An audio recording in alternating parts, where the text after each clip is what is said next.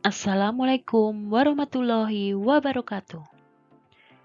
Perkenalkan, nama saya Dwi Retnawati SPD, calon guru penggerak Angkatan 7 dari SDN 1 Kraguman, Kecamatan Jogonalan, Kabupaten Klaten.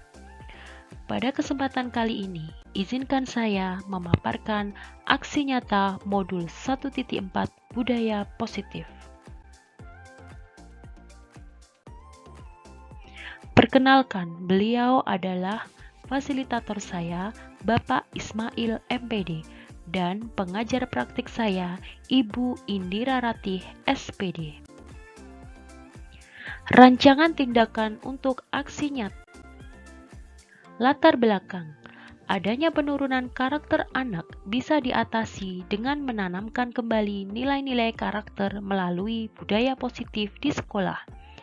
Budaya positif adalah nilai-nilai, keyakinan-keyakinan, dan kebiasaan-kebiasaan di sekolah yang berpihak pada murid agar murid dapat berkembang menjadi pribadi yang kritis, penuh hormat, dan tanggung jawab.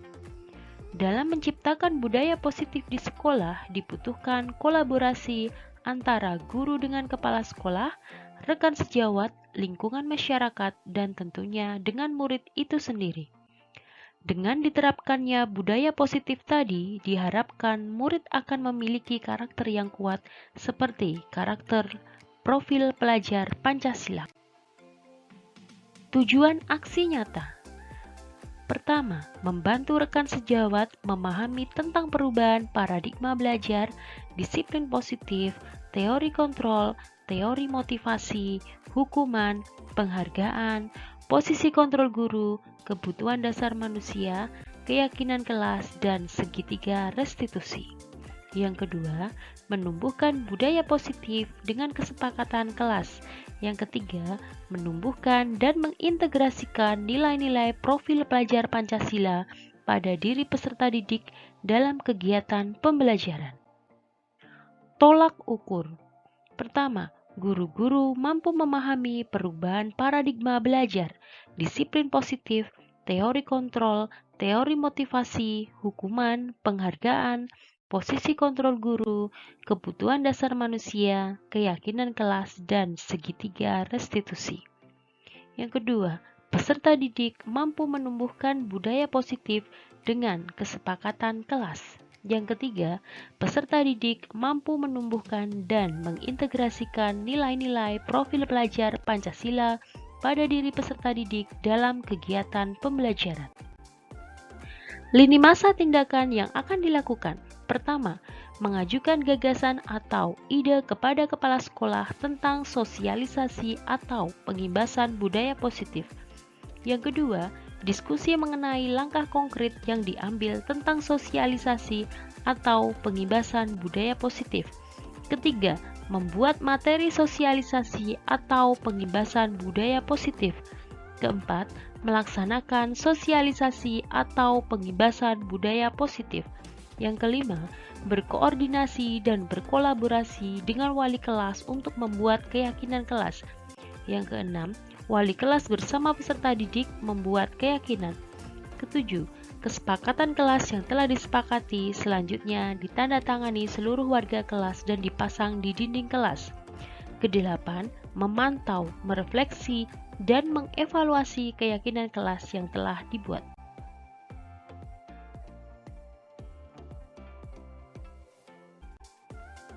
Dukungan yang dibutuhkan. Pertama, dukungan dari kepala sekolah, stakeholder, guru, rekan sejawat, dan murid agar budaya positif yang telah dibentuk dapat dilakukan secara baik. Yang kedua, sarana dan prasarana untuk menumbuhkan budaya positif. Yang ketiga, wali murid dalam memantau budaya positif yang telah dilaksanakan murid di rumah. Dokumentasi aksi nyata budaya positif. Dokumentasi yang pertama yaitu video diseminasi budaya positif di SD Negeri 1 Kraguman. Yang kedua, dokumentasi berupa video pembuatan keyakinan kelas. Berikut ini merupakan kegiatan diseminasi di sekolah mengenai pemahaman dan pengalaman budaya positif. Selamat menyaksikan.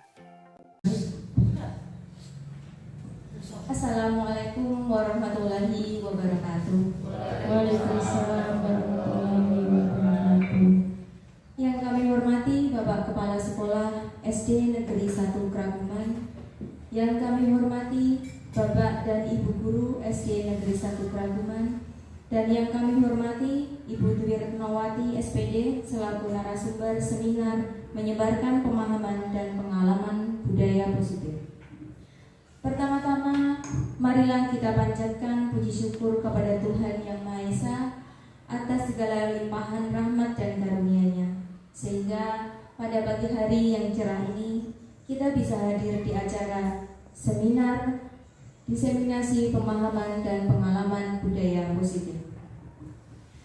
Kami mengucapkan terima kasih kepada Bapak dan Ibu Guru semuanya yang telah berkenan menghadiri acara seminar pada pagi hari ini.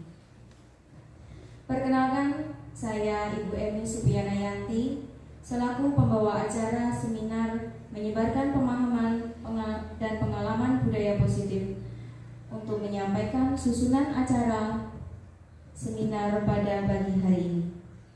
Acara yang pertama yaitu pendahuluan dan pembukaan. Acara yang kedua menyanyikan lagu Indonesia Raya. Acara yang ketiga penyampaian materi seminar. Acara yang keempat, sesi tanya jawab. Acara yang kelima, refleksi. Acara yang keenam, kesimpulan. Acara yang ketujuh, menyanyikan lagu Bagimu Negeri. Dan acara yang terakhir adalah penutup.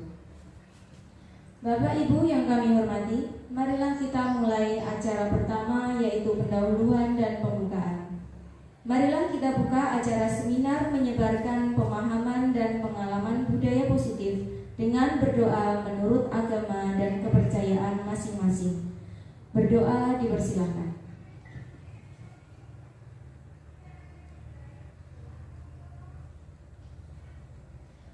Berdoa selesai. Acara yang kedua yaitu menyanyikan lagu Indonesia Raya yang akan dipimpin oleh Ibu Bernadetta Tesalonia. Kepada Ibu Bernadetta Tesalonia kami persilakan. Hadirin dimohon berdiri.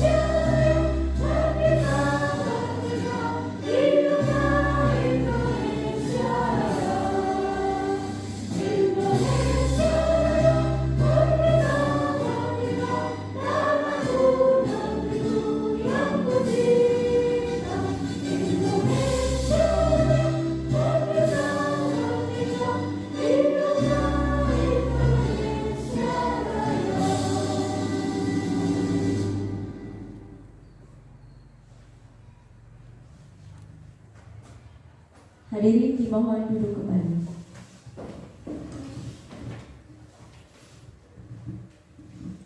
Terima kasih kami ucapkan kepada Ibu Bernadetta Tesalonia yang telah memimpin menyanyikan lagu kebangsaan Indonesia Raya. Acara yang ketiga yaitu penyampaian materi seminar menyebarkan pemahaman dan pengalaman budaya positif yang akan disampaikan oleh Ibu Dwi Retnowati SPD. Kepada Ibu Dwi Retnowati SPD, kami persilakan.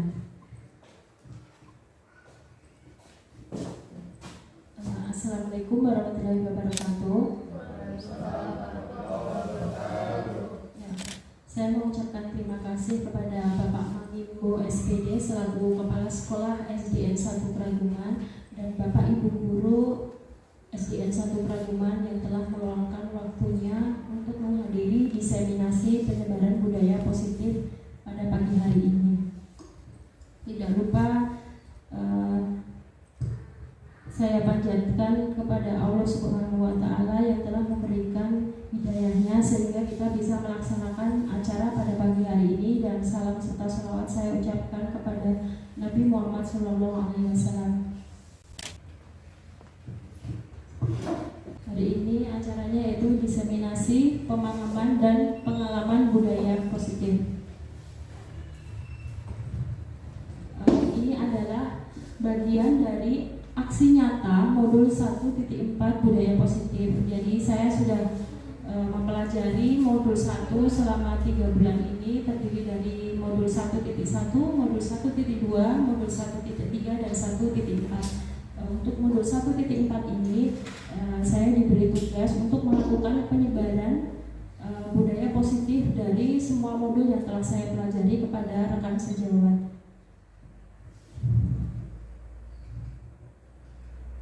Perkenalkan, nama saya Dwi Retnowati SPD, calon guru penggerak angkatan 7 dari Kecamatan Jogodalan, Kabupaten Klaten. Selamat datang Bapak Ibu guru yang hebat. Mari bersama-sama kita belajar, bekerja sama, saling mendukung demi mewujudkan disiplin positif di SDN 1 Praguman yang kita cintai bersama. Berikut adalah foto-foto kebersamaan kita bersama, ya. Semoga menambah semangat untuk kedepannya. Pada pagi hari ini, berikut ada 7 konsep utama dalam budaya positif, yaitu pertama adalah perubahan paradigma belajar. Kedua, nanti akan kita pelajari adalah disiplin positif dan nilai kebajikan universal.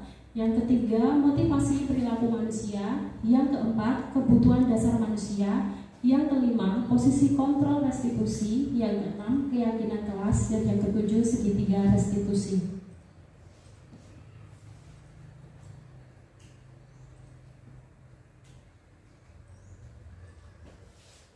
Yang pertama kita pelajari yaitu perubahan paradigma belajar. Di sini ada kegiatan pemantik. Misalnya seperti ini, saya sebut namanya aja. Kita ambil contoh, misalnya di kubu yang sini ada Bu Lucy dan kubu yang sini ada Bu Hera. Suatu hari Bu Lucy memegang sesuatu yang berharga di tangannya. Terus Bu Hera sebagai temannya, dia itu membujuk, ada banyak cara sih, membujuk, menghardik, mengintimidasi, memarahi, menggoda, atau menggelitik Bu Lucy.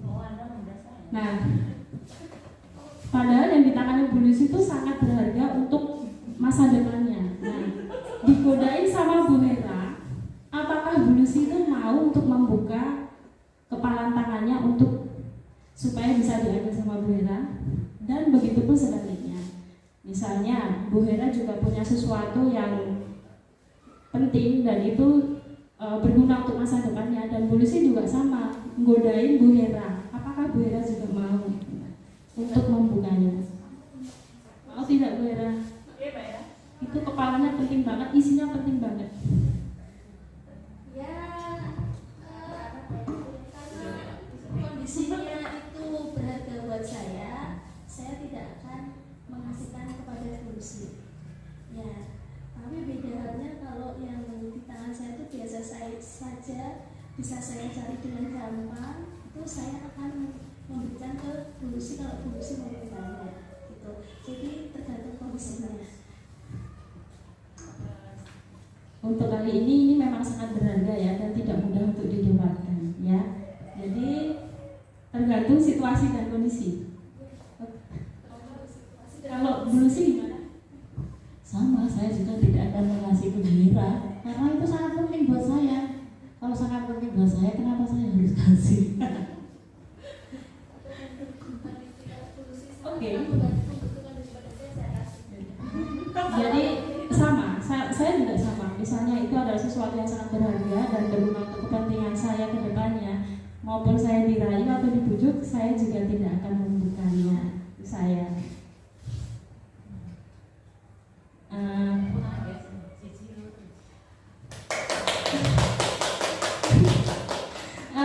Di sini kenapa sih dalam kegiatan ini sesungguhnya siapa yang memegang kontrol untuk membuka atau menutup kepalan tangan? Siapa yang memegang kontrol?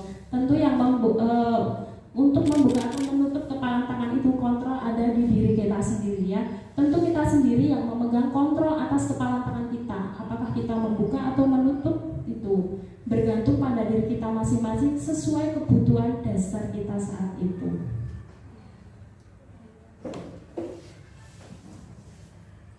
Dan di sini dalam kenyataannya itu banyak miskonsepsi. Miskonsepsi itu apa? Salah konsep ya dalam posisi kontrol. Apa toh? Yang pertama yang sering terjadi adalah ilusi guru. Ilusi itu kayak khayalan ya.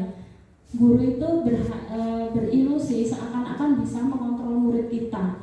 Pada dasarnya kita itu tidak dapat memaksa murid untuk berbuat sesuatu jikalau murid tersebut memilih untuk tidak melakukannya. Tapi pada kenyataannya kita sering mengontrol murid ya untuk melakukan apa yang kita inginkan. Yang kedua, ilusi bahwa semua penguatan positif efektif dan bermanfaat. Dalam jangka waktu tertentu kemungkinan murid tersebut akan menyadarinya. Jadi suatu saat misal muridnya itu sadar, murid itu pasti akan menolak bujukan kita. Yang ketiga, ilusi bahwa kritik dan membuat orang merasa bersalah dapat menguatkan karakter. Itu sebenarnya salah ya. Yang keempat, ilusi bahwa orang dewasa memiliki hak untuk memaksa. Nah, kebanyakan itu kalau orang yang dewasa atau orang yang sudah tua itu biasanya merasa benar, bahkan dia akan memaksa ataupun tidak mau disalahkan walaupun posisinya salah. Itu yang biasa terjadi seperti itu. Di sini ada tabel stimulus, respon, dan teori kontrol ya. Jadi dalam kehidupan sehari-hari sebenarnya kita itu seharusnya selalu harus ada di posisi teori kontrol ya, untuk mengontrol diri kita. Saya bacakan 3 di sini aja. Saya pilih misalnya ini.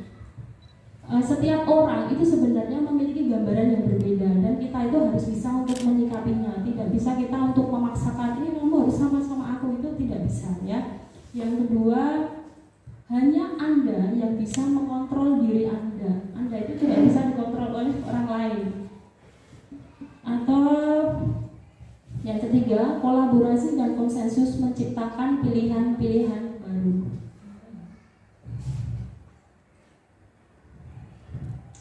Di sini sekarang ini kita melaksanakan perubahan paradigma belajar ya. Paradigma belajar saat ini adalah menggunakan pembelajaran paradigma baru yang merupakan pembelajaran yang berorientasi pada penguatan kompetensi dan pengembangan karakter yang sesuai dengan nilai-nilai Pancasila.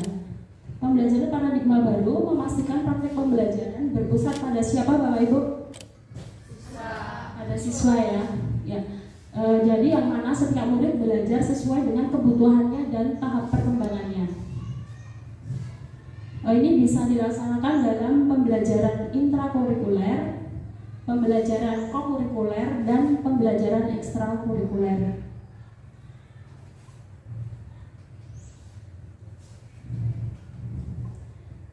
Jadi pembelajaran dirancang dengan memperhatikan tahap perkembangan dan tingkat pencapaian peserta didik sesuai kebutuhan belajar serta mencerminkan karakteristik dan perkembangan yang beragam. Yang kedua, pembelajaran itu dirancang dan dilaksanakan untuk membangun kapasitas anak untuk belajar sepanjang hayat. Jadi selamanya mereka itu mempunyai motivasi intrinsik untuk selalu belajar dan belajar. Yang ketiga, proses pembelajaran mendukung perkembangan kompetensi fungsi dan karakter peserta didik secara holistik atau menyeluruh.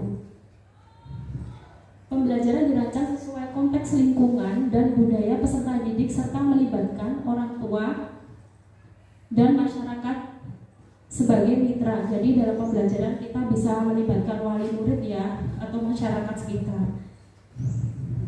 Pembelajaran berorientasi pada masa depan yang berkelanjutan. Jadi ini tugas kita Bapak Ibu Guru untuk membuat pembelajaran yang berorientasi pada murid dengan memperhatikan kelima ciri-ciri di layar berikut. Berikut adalah contoh-contoh kegiatan intrakurikuler yang berpusat pada murid.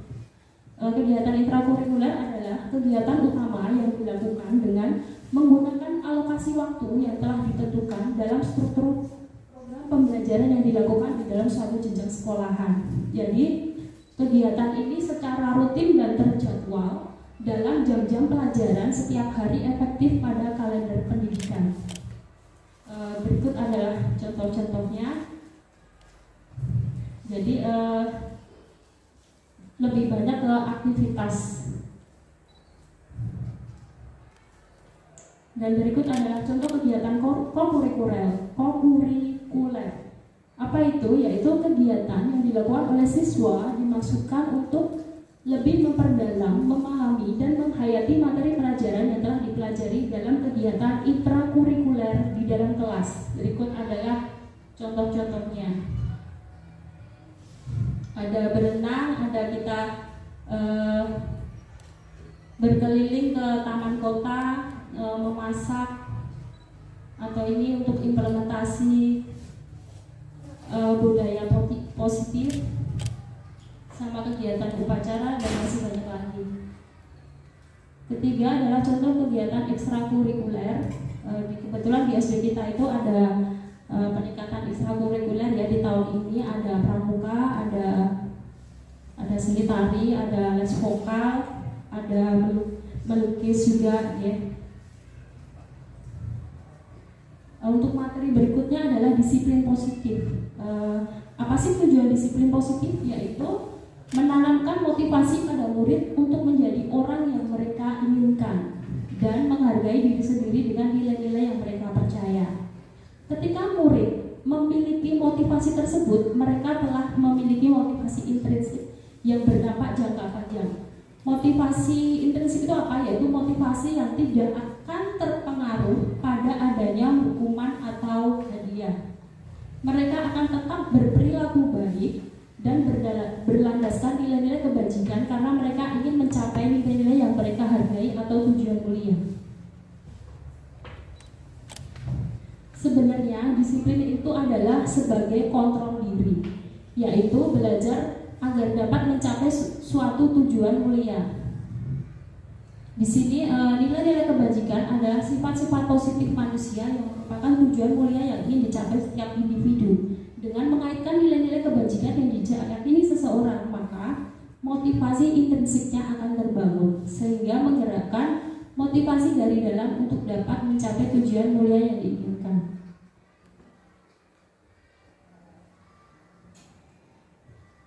Di sini ada nilai kebajikan universal. Ki Hajar Dewantara maupun Dian Gosen, kedua pakar pendidikan, mengartikan disiplin sebagai bentuk kontrol diri, yaitu belajar agar dapat mencapai tujuan mulia. Salah satu nilai kebajikan yang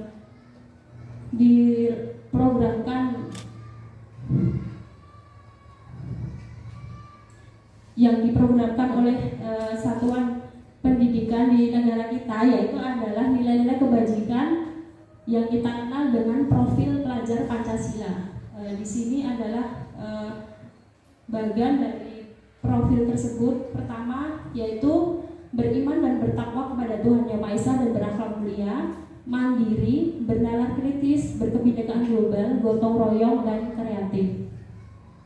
Dan di sini adalah the virtual project. Nilai-nilai kebajikan ya, ada banyak sekali nilai-nilai kebajikan ini. Tentunya ini adalah mengarah ke disiplin positif.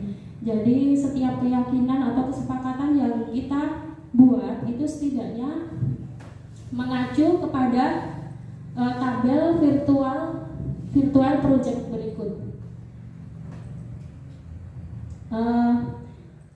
Ini adalah contoh dalam menentukan nilai kebajikan yang dituju. Saya minta tolong, misalnya ini, selalu kembalikan buku ke tempatnya. Itu nilai kebajikannya adalah apa, Bapak Ibu? Ya, tanggung jawab ya. Kalau dilarang mengganggu orang lain, masuk ke? Iya, kita harus menghormati ya orang lain dan diri sendiri. Contoh lagi misalnya ini, dilarang menggunakan narkoba. Ini kenapa dibuat ke nilai aturan seperti ini? Karena nilai kebajikan yang ingin kita tuju adalah ke kesehatan. Yang terakhir misalnya, jangan berlari di kelas atau koridor. Ini nilai kebajikannya adalah keselamatan atau keamanan. Sekarang kita ke kebutuhan dasar manusia. Apa saja kebutuhan dasar manusia? Pertama yaitu, ada yang bisa bantu saya? Monggo Pak Joko. Butuh kasih sayang. Ada. Ya, kasih sayang dan rasa diterima. Apalagi? Iya, kebebasan juga ada. Kesenangan, penguasaan bertahan hidup. Apakah Bapak Ibu merasa setuju ini adalah kebutuhan dasar kita? Setuju. Kurang banyak. Nah, ini adalah penjelasan dari kenapa ke-6 tadi dijadikan kebutuhan dasar manusia, yaitu pertama, kebutuhan bertahan hidup. Apa toh? Adalah kebutuhan yang bersifat fisiologis untuk bertahan hidup, misalnya kesehatan, rumah, dan makanan.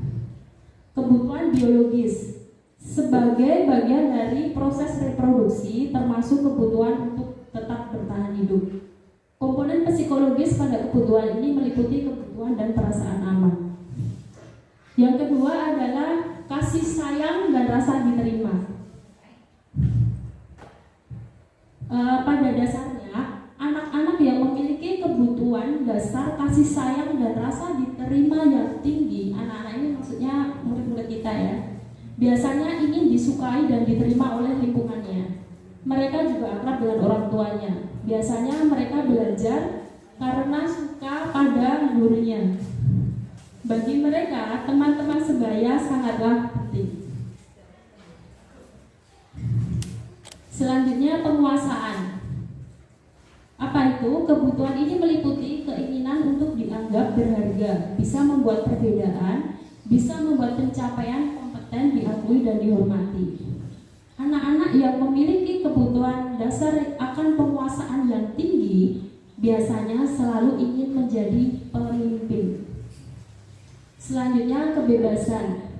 Apa itu? Kebutuhan untuk bebas adalah kebutuhan akan kemandirian, otonomi, memiliki pilihan, dan mampu mengendalikan arah hidup seseorang. Anak-anak dengan kebutuhan kebebasan yang tinggi menginginkan pilihan. Mereka perlu banyak tergerak, suka mencoba-coba, tidak terlalu terpengaruh oleh orang lain, dan senang mencoba hal baru dan menarik. Yang terakhir adalah kesenangan. Kebutuhan akan kesenangan adalah kebutuhan untuk mencari kesenangan, bermain, dan tertawa. Anak-anak dengan kebutuhan dasar kesenangan yang tinggi biasanya ingin menikmati apa yang dilakukan. Mereka juga bisa berkonsentrasi tinggi saat mengerjakan hal yang disenangi. Mereka suka permainan dan suka mengoleksi barang, suka bergurau, suka melucu, dan juga mengemaskan. Berikut adalah motivasi perilaku manusia. Motivasi itu apa Bapak Ibu? Yaitu dorongan yang timbul pada diri seseorang secara sadar atau tidak sadar untuk melakukan suatu tindakan dengan tujuan tertentu. Yang pertama ini adalah motivasi yang istilahnya grade-nya paling rendah ya. Apa itu? Ini adalah termasuk motivasi eksternal. Ini kalau bisa dihindari ya Bapak Ibu. Yaitu apa? Kita melakukan sesuatu hanya karena menghindari ketidaknyamanan atau hukuman, ya. Jadi mereka menghindari permasalahan yang mungkin muncul tidak melakukan hal tersebut.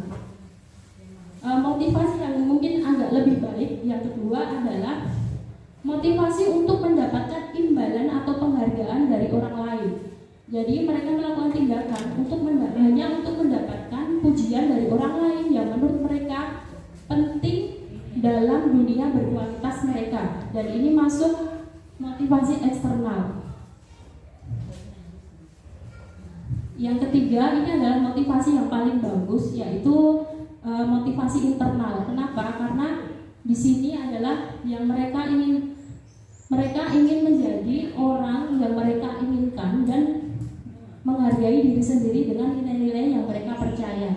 Dan ini adalah motivasi yang akan membuat seseorang memiliki disiplin positif, karena motivasinya berperilaku bersifat internal atau dari dalam diri kita sendiri. Nah, sekarang pertanyaan seperti ini Bapak Ibu. Apabila di sekolah Anda tidak ada peraturan yang mengharuskan guru datang tepat waktu dan tidak ada surat teguran bagi guru yang datang terlambat, dan tidak ada juga atasan yang memuji Anda, apakah Anda akan tetap datang tepat waktu untuk mengajar murid-murid Anda? Jelaskan alasan Anda.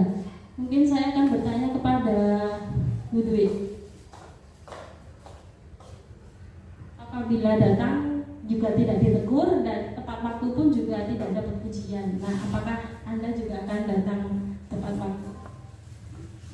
Akan datang tepat waktu sesuai dengan aturan yang ada. Alasannya apa? Karena sebagai khususnya kita sebagai ASN, sebagai pendidik juga, kita menjadi teladan, menjadi contoh untuk peserta didik kita. Bagaimana cara kita tetap mematuhi aturan yang berlaku. Seperti itu, dan nanti insya Allah juga akan ditiru oleh peserta didik kita. Oke, jawabannya sangat bagus sekali dan sangat memotivasi rekan-rekan yang lain ya. Terima kasih atas jawabannya. Untuk yang kedua, menurut Anda dari ketiga jenis motivasi tadi, motivasi manakah yang saat ini paling banyak mendasari perilaku murid-murid Anda di sekolah? Yang ketiga, strategi apa yang selama ini Anda terapkan untuk menanamkan disiplin positif pada murid-murid Anda? Bagaimana hasilnya? Yang keempat, nilai-nilai kebajikan apa yang Anda usahakan tanamkan pada murid-murid Anda di kelas dan sekolah Anda?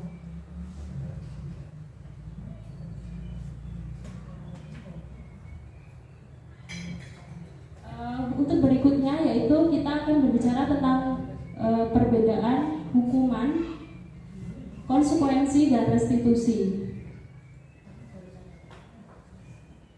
Dalam pengibasan ini akan saya perkenalkan program disiplin positif yang dinamakan restitusi. Jadi dari ketiga ini yang termasuk disiplin positif adalah yang restitusi, bukan yang hukuman ataupun konsekuensi ya.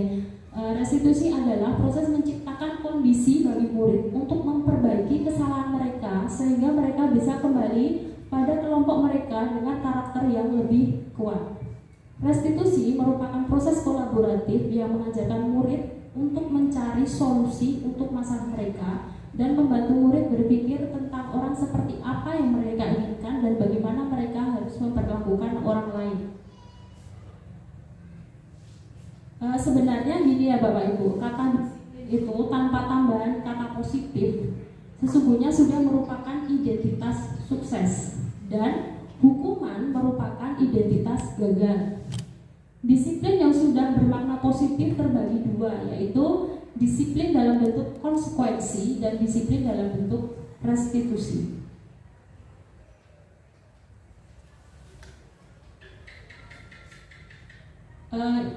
Ini adalah konsep disiplin dengan identitas gagal. Apa itu? Adalah hukuman ya.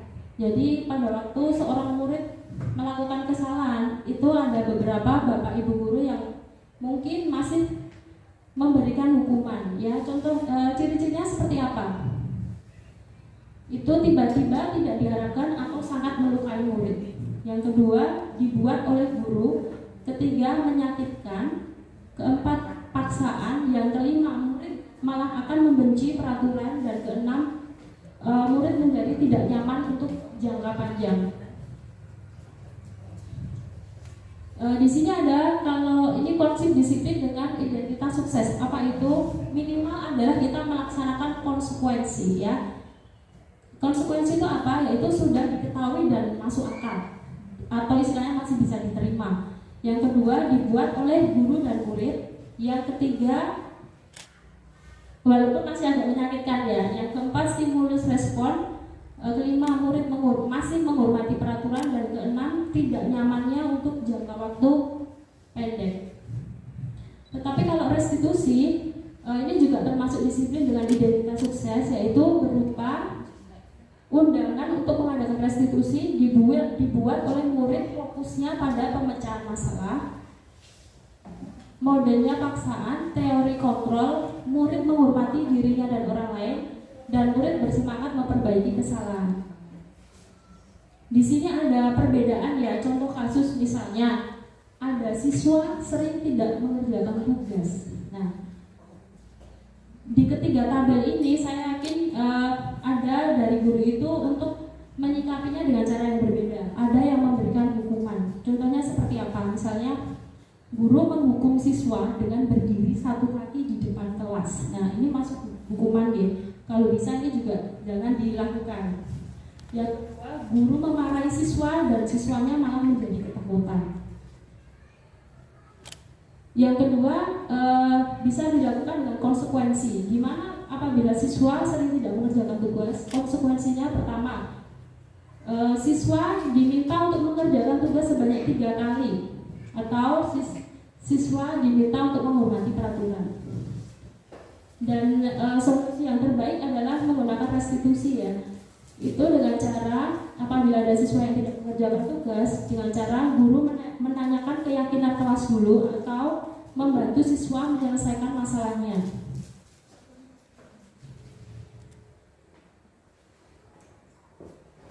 Nah, berikut ada salah satu contoh tindakan guru seperti ini masuk hukuman atau masuk konsekuensi. Di sini yang misalnya, ya, mencatat 100 kali di dalam buku kalimat "saya tidak akan terlambat lagi karena terlambat ke sekolah". Nah, ini masuk kepada hukuman. Misalnya, menggantikan kertas tugas teman yang telah dicoret-coret. Masuk apa, Bapak Ibu? Menggantikan kertas tugas yang telah dicoret-coret. Ini masuk hukuman atau konsekuensi? Konsekuensi, ya. Kalau berdiri di depan kelas sambil mengangkat satu kaki karena tidak bisa menjawab pertanyaan, termasuk hukuman. Satu lagi misalnya, berjemur di lapangan basket pada pukul 12 siang karena mengobrol dengan teman. Ini juga masuk hukuman. Saya bacakan konsekuensi yang satu lagi, misalnya lari mengelilingi lapangan basket 2 kali karena terlambat hadir di sekolah. Ini masih masuk ke konsekuensi dan masih bisa diterima, ya, seperti ini. Dihukum oleh penghargaan. Maksudnya apa? Dihukum kok oleh penghargaan, ya. Nah, ini Alfikon mengemukakan baik penghargaan maupun hukuman adalah cara-cara mengontrol perilaku seseorang yang menghancurkan potensi untuk pembelajaran yang sesungguhnya.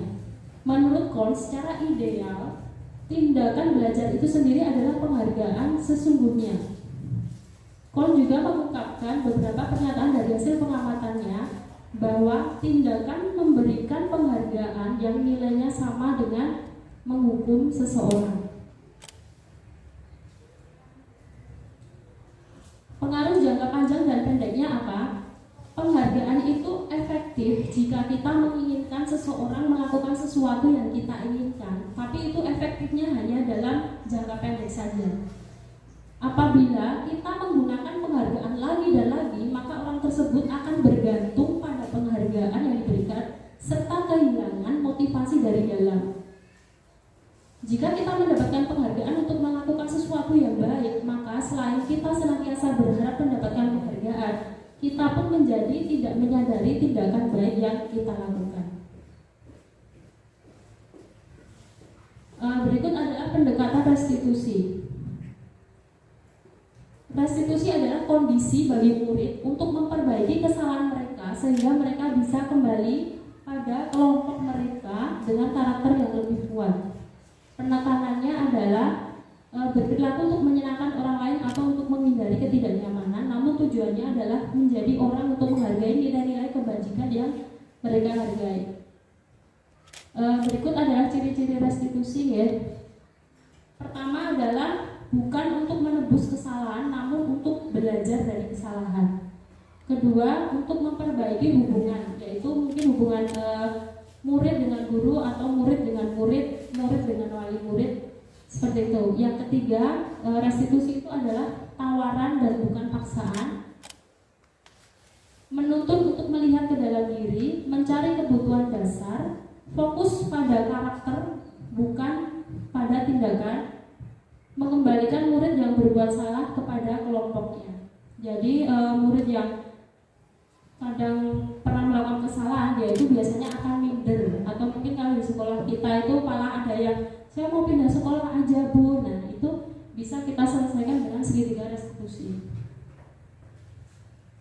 Berikut adalah 5 posisi kontrol restitusi. Posisi kontrol kita sebagai guru ya Bapak Ibu. Pertama itu penghukum, pembuat rasa bersalah, posisi kontrol guru sebagai teman, sebagai pemantau, dan sebagai manajer. Berikut ada uji pemahaman untuk kita. Misalnya seperti ini. Saya kecewa sekali dengan kamu. Nah, itu adalah posisi kontrol guru kita. Posisi kita adalah sebagai pembuat orang merasa bersalah. Misalnya lagi, kamu selalu yang paling terakhir.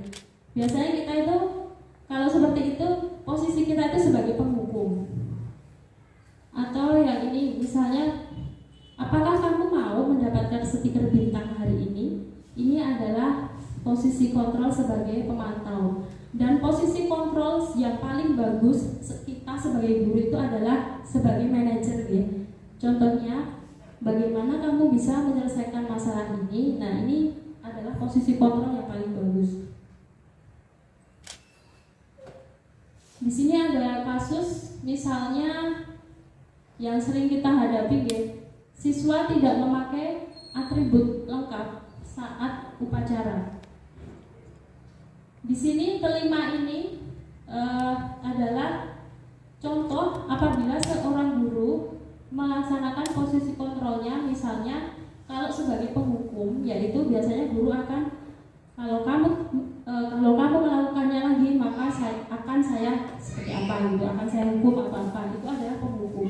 Kalau pembuat rasa bersalah itu seorang guru biasanya akan mengambil aksi. Mengapa kamu melakukan kesalahan lagi? Bu guru kecewa sama kamu. Kalau sebagai teman, ayolah anak-anak buat bu guru bangga. Besok jangan diulangi lagi ya. Lakukan untuk bu guru. Untuk pemantau, apa peraturannya? Kamu sudah melanggar peraturan. Apa peraturan dan konsekuensinya? Kalau sebagai manajer, apakah kamu tahu kesalahanmu? Bagaimana kamu akan memperbaiki kesalahanmu? Dan ini adalah yang paling bagus sebagai manajer. Berikut adalah pendekatan restitusi, yaitu dengan segitiga restitusi. Yang pertama adalah menstabilkan identitas, yang berarti mengajak apabila ada suatu kasus atau kesalahan murid, itu yang pertama kita lakukan adalah menstabilkan identitasnya dulu. Yang berarti apa? Mengajak bicara siswa dan kita tidak langsung menyalahkan siswa. Yang kedua, kita melakukan validasi tindakan, yaitu kita menanyakan alasannya kenapa. Yang ketiga, menanyakan keyakinan. Keyakinan terutama yaitu keyakinan kelas dan nilai kebajikan yang ingin kita tuju.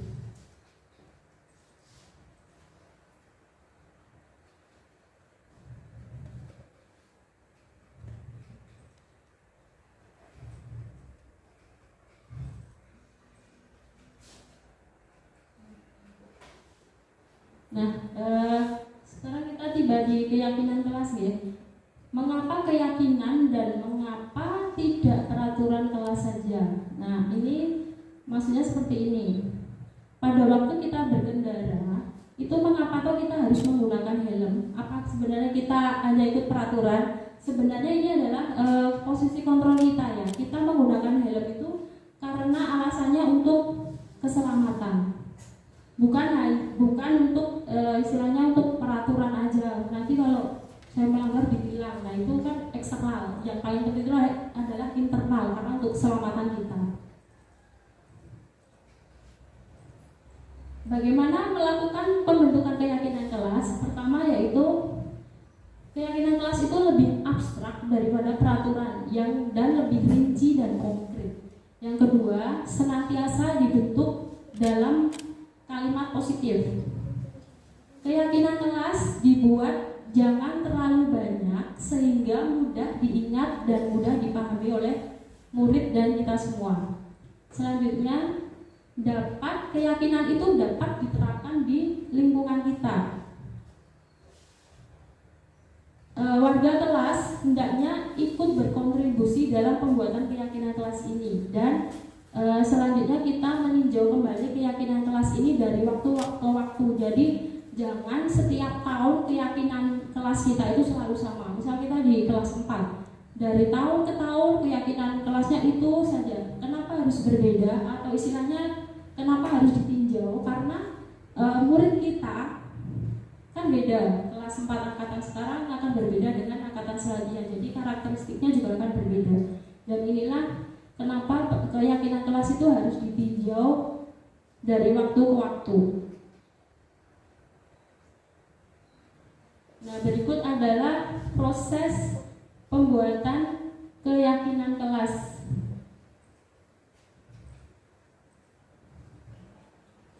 Ini adalah videonya ya.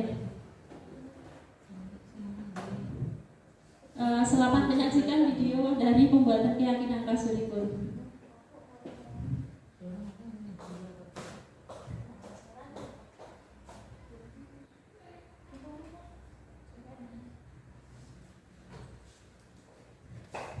Ya, di sini pada waktu keyakinan kelas kita memaparkan kepada murid-murid dulu keyakinan kelas itu apa, terus kita berdiskusi bersama-sama. Jadi setiap anak itu istilahnya membuat usulan dan usulan itu semuanya kita tampung dan kita diskusikan. Kemudian anak-anak menuliskan keyakinan kelasnya di dalam stick note, kemudian ditempel di papan tulis. Kemudian guru dan murid melakukan kesimpulan terhadap keyakinan kelas yang kita sepakati bersama.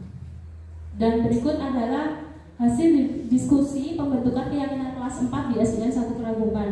Saya mengambil ada 6 kesepakatan, yaitu pertama mematuhi protokol kesehatan, budaya 5S, itu ada senyum, sapa, salam, sopan, dan santun. Budaya 5R, ringkas, rapi, resik, rawat, rajin. Keempat, disiplin dan tepat waktu mengumpulkan tugas, menjaga kebersihan dan saling menolong. Ini adalah keyakinan kelas di kelas 4 untuk tahun ini. Dan berikut adalah contoh-contoh keyakinan kelas. Ada misalnya keyakinan kelas 1, keyakinan kelas 5, dan keyakinan kelas 6. Jadi istilahnya setiap kelas akan memiliki keyakinan kelas yang berbeda-beda. Dan berikut adalah kegiatan pendalaman keyakinan kelas, yaitu dengan metode kegiatan tampak seperti atau tidak tampak seperti. Jadi setiap hari kita monitor anak-anak ya, setiap hari maksudnya apa perilaku yang menonjol dari anak-anak tersebut. Yang kedua yaitu kegiatan tugas saya dan tugas kamu.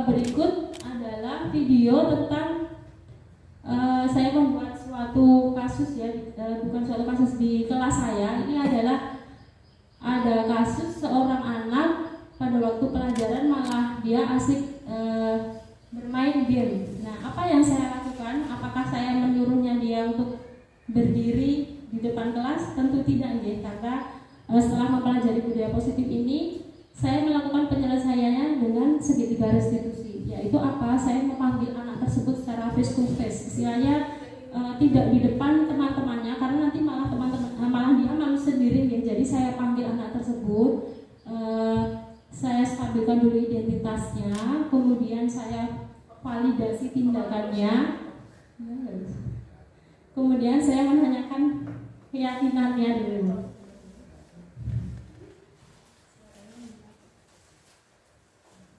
Nah, ini adalah pengalaman penggunaan segitiga restitusi untuk menyelesaikan kasus di kelas saya. Ya, selesai. Tadi adalah pemaparan dari 7 konsep utama dari modul disiplin positif. Terima kasih Bapak Ibu atas perhatiannya.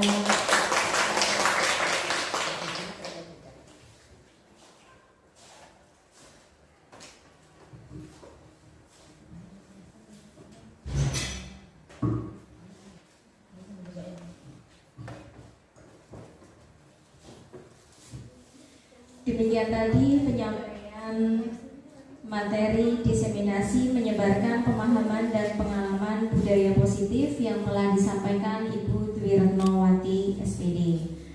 Semoga materi seminar pada pagi hari ini bisa bermanfaat bagi kita semua dalam menjalankan tugas kita sebagai seorang guru dan pendidik, sekaligus bisa menambah wawasan kita untuk agar kita bisa terus menjadi seorang guru yang lebih baik lagi dan lebih baik lagi. Baiklah Bapak dan Ibu guru yang kami hormati, kita lanjutkan acara yang keempat, yaitu sesi tanya jawab. Kepada Bapak dan Ibu guru yang ingin bertanya ataupun menyampaikan pendapatnya, dipersilahkan. Ya, kepada Ibu Lastri, dipersilahkan.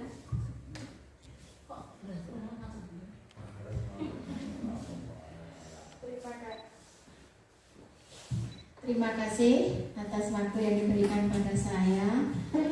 Di sini saya mau menanyakan berdasarkan pemaparan yang disampaikan oleh Bu Retno. Di sini saya mau bertanya tentang apa perbedaan dan persamaan antara keyakinan kelas dengan kontrak belajar di dalam kelas. Itu yang pertama. Yang kedua,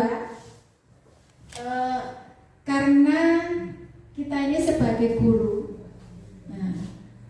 nah sebagai guru, kebijakan apa yang dapat dibuat oleh sekolah itu menurut Bu Retno nanti yang bisa disampaikan kepada kepala sekolah agar budaya sekolah kita ini menjadi positif dan kondusif dalam meningkatkan mutu sekolah.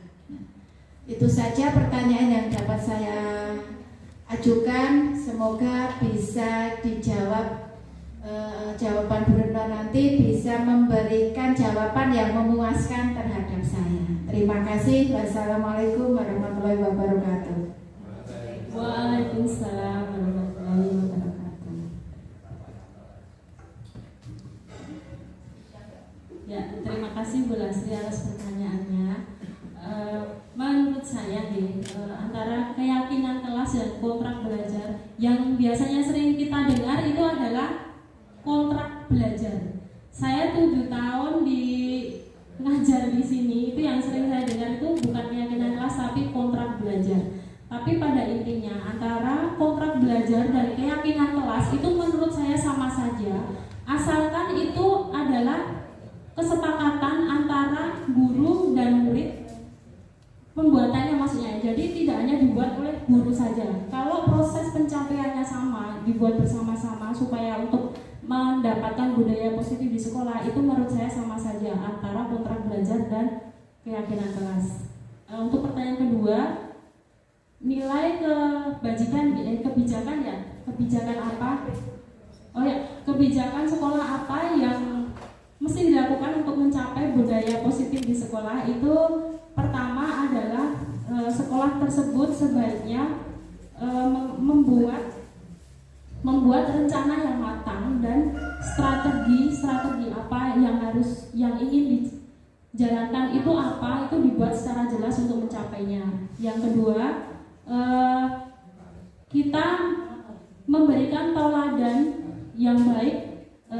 Dari sini maksudnya gini, kenapa kita harus memberikan tauladan yang baik? Sepanjang kita berbuat baik, istilahnya orang-orang nanti akan menilai kita. Kita tidak harus ayo gini dong, gitu dong. Kita mulai dari diri kita sendiri aja. Kalau kita memberikan tauladan yang baik, insya Allah nanti orang-orang yang mengamati kita secara tidak langsung pelan-pelan mungkin akan ikut mengikuti kita. Yang ketiga yaitu kita menanamkan nilai-nilai karakter kepada semua warga di sekolah kita. Kita tanamkan nilai-nilai karakter, tentunya karakter yang positif. Yang keempat, kita mengubah mindset kita. Istilahnya kepada semua stakeholder, mindset kita itu diubah dari yang istilahnya kita diam aja, kita sekarang harus aktif kepada perubahan yang ke arah yang lebih positif. Tadi adalah jawaban saya, Mas. Oh iya, sama-sama. Mungkin penanya berikutnya. Ya, monggo Bu Luciana Linggasari, wali kelas 1 di SDN 1 Keraton. Assalamualaikum warahmatullahi wabarakatuh. Perkenalkan, saya Bu Lucy, saya guru kelas 1. Ya. Saya ingin menanyakan, tadi kan Bu Retno sudah memaparkan budaya positif di sekolah. Ya. Saya ingin menanyakan bagaimana menerapkan budaya positif di sekolah kita, sekolah SDN 1 Keraton itu bagaimana? Coba Bu Retno jelaskan bagaimana caranya. Terima kasih. Wassalamualaikum warahmatullahi wabarakatuh. Waalaikumsalam warahmatullahi wabarakatuh. Ya, terima kasih Bu Lucy atas pertanyaannya yang begitu bagus ya. Bagaimana cara menerapkan budaya positif di sekolah? Caranya yaitu kita mulai dulu dari level yang lebih kecil dulu. Sebelum budaya positif di sekolah terlaksana, kita perbaiki dulu budaya positif di setiap kelas dulu ya. Jadi nanti setiap kelas itu sebaiknya membentuk keyakinan kelas. Dari kelas 1 sampai kelas 6 itu keyakinannya pasti kan akan berbeda. Dan di situ dengan budaya positif di kelas yang efektif, saya yakin nanti akan berimbas ke budaya positif di sekolah tersebut. Ya, itu jawaban saya, Bu Lucy. Terima kasih Bu Retno, sangat jelas sekali. Nah, terima kasih Bu Lucy.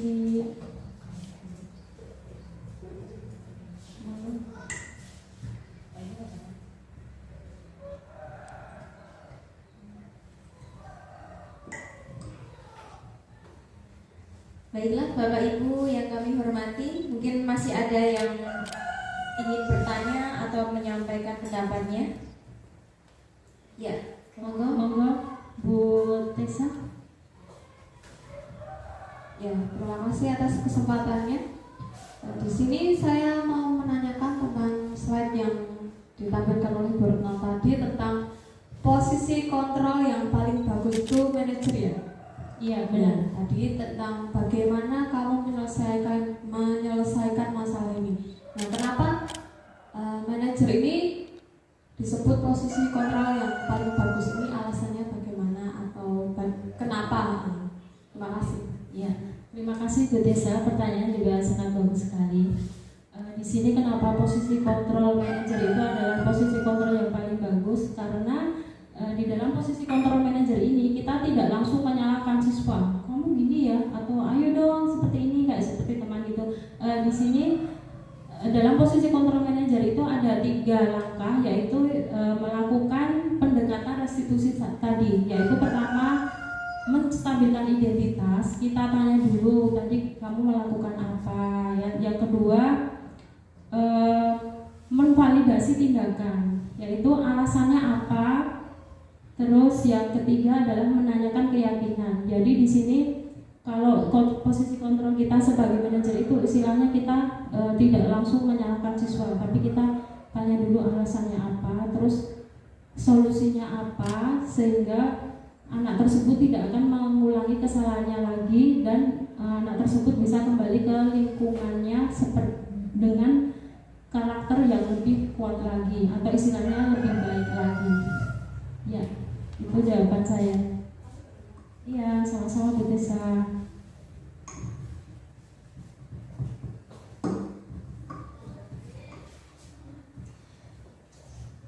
Baiklah, demikian tadi sesi tanya jawab sudah selesai. Kita akan lanjutkan acara yang berikutnya, yaitu refleksi.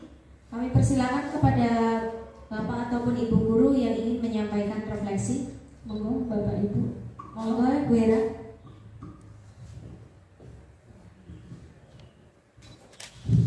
Terima kasih atas kesempatan yang diberikan. Sebelumnya, Assalamualaikum warahmatullahi wabarakatuh. Waalaikumsalam warahmatullahi wabarakatuh. Di sini saya akan menyampaikan beberapa refleksi dari paparan yang disampaikan oleh Ibu Titi Retnowati. Yang pertama, paparannya sudah sangat luar biasa. Materi yang disampaikan juga sangat jelas. Di situ tadi salah satunya bahwa disiplin positif yang ditanamkan kepada anak itu harusnya berupa restitusi, bukan hukuman. Gitu. Jadi, selain itu dari paparannya peserta juga sangat antusias mengikuti seminar yang disampaikan. Dibuktikan adanya komunikasi dua arah, ada tanya jawabnya, tidak hanya satu arah saja. Terus kemudian diharapkan kedepannya dari materi seminar ini akan menjadi motivasi untuk kami para peserta bisa diterapkan kepada peserta didik dan bisa menjadi perubahan yang positif untuk SDN Negeri 1 Keragungan ke depannya. Itu saja itu saja refleksi yang saya sampaikan. Saya akhiri. Wassalamualaikum warahmatullahi wabarakatuh. Waalaikumsalam warahmatullahi wabarakatuh. Terima kasih banyak. Mungkin ada Bapak Ibu yang mau memberikan refleksi lagi?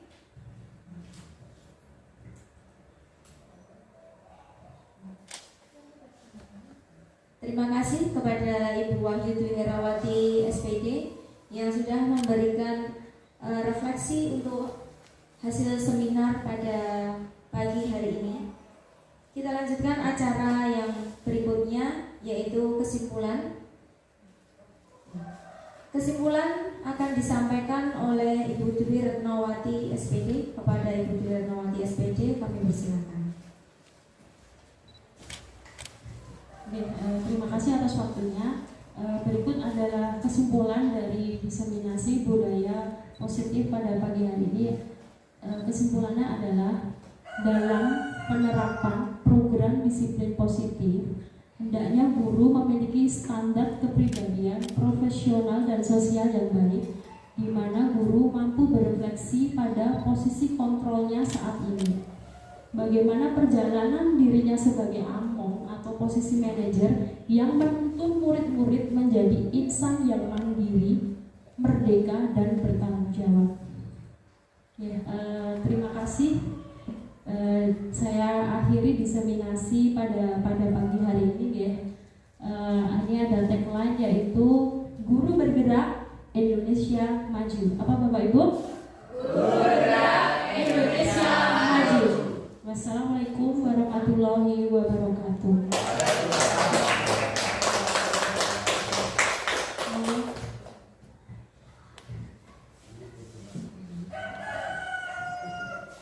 Demikian tadi kesimpulan yang telah disampaikan oleh Ibu Dwi Retnowati SPD. Terima kasih sudah berbagi ilmu dengan kami.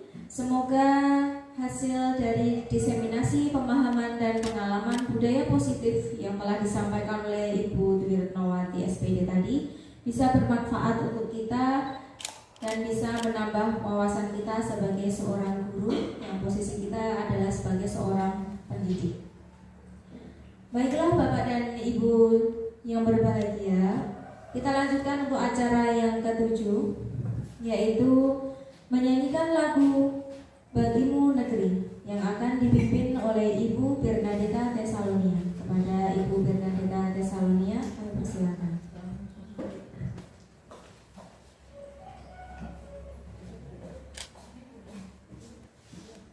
Hadirin dimohon berdiri.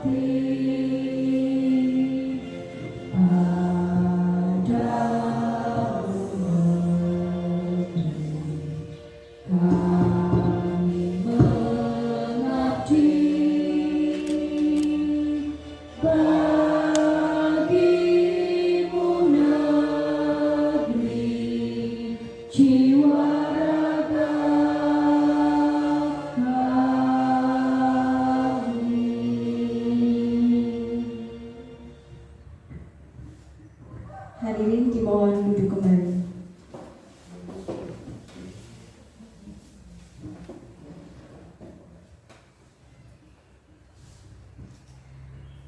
Terima kasih kami ucapkan kepada Ibu Bernadetta Tesalonia yang sudah memimpin lagu Bagi Menteri. Bapak Ibu, mari kita lanjutkan acara kita yang terakhir, yaitu penutup. Marilah kita tutup acara seminar menyebarkan pemahaman dan pengalaman budaya positif dengan berdoa menurut agama dan kepercayaan masing-masing. Berdoa dipersilakan. Berdoa selesai. Terima kasih kami ucapkan kepada Ibu Dwi Retnowati SPD beserta Bapak dan Ibu guru semua yang telah ikut mensukseskan acara diseminasi menyebarkan pemahaman dan pengalaman budaya positif pada pagi hari ini. Semoga bisa memberikan manfaat untuk kita dan menambah wawasan kita di dunia pendidikan. Amin. Bu Emi, saya minta foto bareng ya. Foto bareng-bareng. Ya. Cukup sekian dari saya. Mohon maaf apabila selama saya membawakan acara diseminasi ini banyak tutur kata saya yang tidak berkenan di hati Bapak dan Ibu guru semuanya. Sekian dari saya. Wassalamualaikum warahmatullahi wabarakatuh. Waalaikumsalam warahmatullahi wabarakatuh.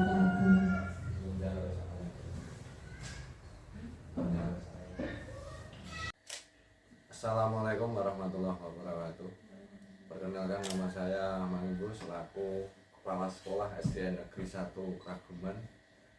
Pada materi diseminasi pemahaman dan pengalaman budaya positif yang disajikan oleh Ibu Dwi Retnowati, saya sangat terinspirasi di mana seluruh paradigma harus selalu belajar dan belajar, diantaranya mengontrol diri sendiri dalam menghadapi siswa dan bagaimana cara menciptakan pembelajaran yang efektif, menyenangkan dengan adanya pemahaman dan pengalaman budaya positif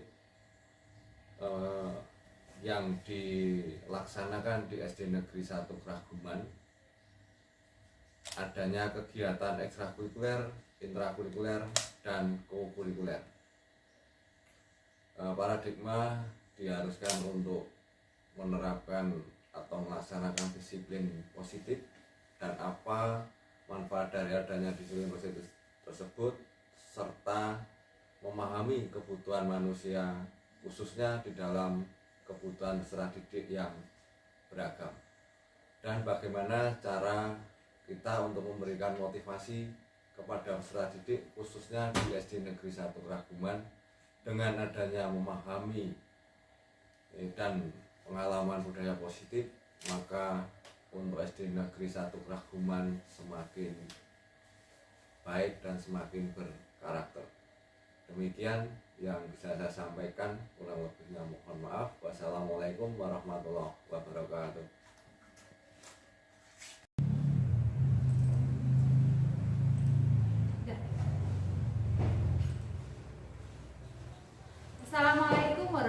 warahmatullahi wabarakatuh. Nama saya Dwi Ayu Dian Pasya dari guru kelas 2 SDN 1 Praguman.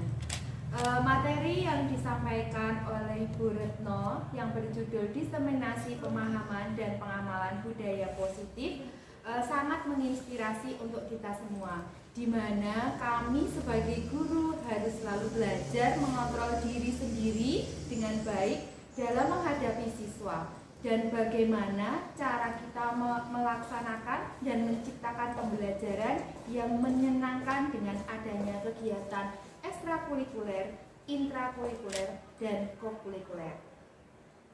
Kami juga semakin memahami apa itu tujuan positif dan apa manfaat dari disiplin positif, serta kami juga semakin memahami kebutuhan manusia, khususnya kebutuhan peserta didik yang beragam. Dan bagaimana cara kami dalam memberikan motivasi peserta didik khususnya di SDN 1 Praguman. Semoga dengan adanya kegiatan hari ini dapat meningkatkan motivasi dan semangat kami sebagai guru SDN 1 Praguman untuk semakin mengembangkan nilai-nilai karakter dan budaya peserta didik kami. Wassalamualaikum warahmatullahi wabarakatuh. Waalaikumsalam.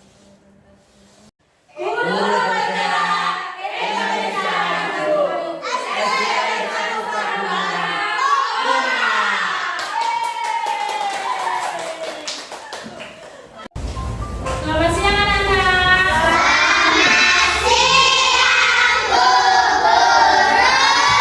Siang hari ini kita akan membuat kesepakatan kelas, ya. Kesepakatan kelas itu apa? Adalah suatu perjanjian atau kesepakatan yang kita buat bersama-sama. Tentunya kalau kesepakatan itu sesuatu yang positif, ya, tidak boleh negatif. Ya, Mbak Sofi, apa? Oh, menyapa. Menyapa, setuju tidak? Setuju, ya, boleh dituliskan langsung. Menyapa. Apalagi ya, anak? Gimana? Oh, sopan dan santun. Setuju tidak kalian? Kita harus sopan dan santun. Setuju, boleh dituliskan. Apalagi? Mana? Tersenyum, ya. Jadi kalau ketemu sama temannya atau sama bapaknya itu harus tersenyum. Setuju, ya? Terus apa lagi? Ada yang beda? Mas Haji apa? Mencuci tangan dengan sabun. Mencuci tangan dengan sabun. Boleh, sepakat ya? Jadi sebelum masuk kelas atau dari luar kelas, kalau mau masuk kelas harus cuci tangan pakai sabun. Lagi apa nih? Memakai masker, ya, boleh. Sekarang boleh dituliskan kesepakatannya tadi di kertas stick note ini, ya. Dituliskan kesepakatannya, terus ditempel di papan tulis. Ya, mulai. Yang sudah selesai boleh ditempel di papan tulis, ya.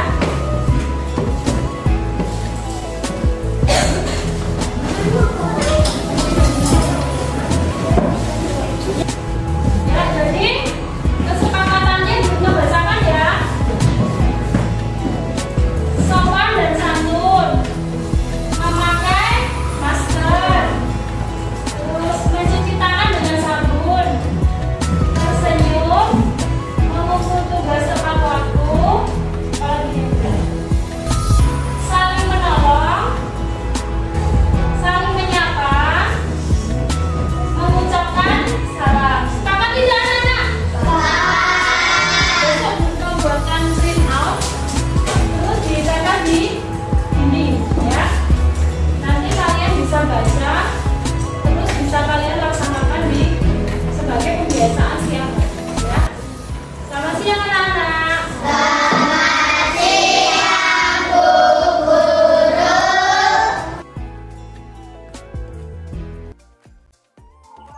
Dan berikut merupakan foto-foto dari pembuatan keyakinan kelas. Keyakinan kelas yang didapatkan dari kelas 4 SDN 1 Praguman adalah mematuhi protokol kesehatan, budaya 5S, senyum, sapa, salam, sopan dan santun, budaya 5R, ringkas, rapi, resik, rawat, rajin, disiplin dan tepat waktu mengumpulkan tugas, menjaga kebersihan, saling menolong. Terima kasih Bapak Ibu sudah menonton video diseminasi budaya positif dan video pembuatan keyakinan kelas. Dan berikut adalah refleksi dari saya. Alhamdulillah, kegiatan aksi nyata yang saya praktekkan dalam membuat keyakinan kelas dan diseminasi atau pengimbasan budaya positif dari ilmu yang saya dapat selama mengikuti pendidikan calon guru penggerak di modul 1 ini dan praktek membuat keyakinan kelas bisa terlaksana dengan baik dan lancar. Adapun pelaksanaan diseminasi atau pengimbasan budaya positif dilaksanakan pada hari Kamis 12 Januari 2023 bertempat di SDN 1 Kraguman, dan pembuatan keyakinan kelas bersama murid saya khususnya kelas 4 di SDN 1 Kraguman saya laksanakan pada hari Selasa 3 Januari 2023. Perasaan saya setelah melakukan aksi nyata ini, saya merasa lega dan bersemangat dalam melakukan perubahan ke arah yang lebih baik. Rencana perbaikan untuk implementasi. Saya akan melakukan evaluasi secara berkala tentang penerapan budaya positif. Saya akan meningkatkan koordinasi dan kolaborasi dengan berbagai pihak di lingkungan sekolah. Saya akan meningkatkan pengetahuan saya yang berkaitan dengan budaya positif. Terima kasih. Guru bergerak Indonesia maju. Wassalamualaikum warahmatullahi wabarakatuh.